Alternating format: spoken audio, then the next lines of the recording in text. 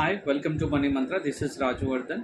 So మీరు amount సేవింగ్స్లో ఉన్నాయి అనుకున్నప్పుడు దాన్ని ఎక్కడ ఇన్వెస్ట్ చేయాలనేది ప్రతి ఒక్కరి ముందు క్వశ్చన్ మార్క్.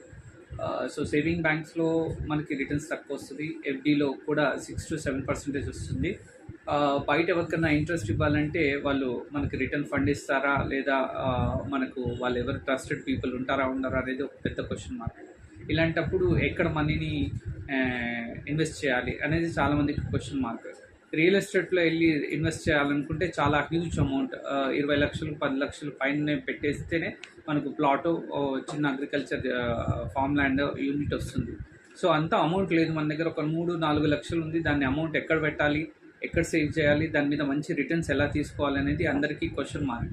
దీని గురించి నేను నా రాబోయే ఒక బ్లాగ్లో డీటెయిల్గా డిస్కషన్ చేసి పెడతాను.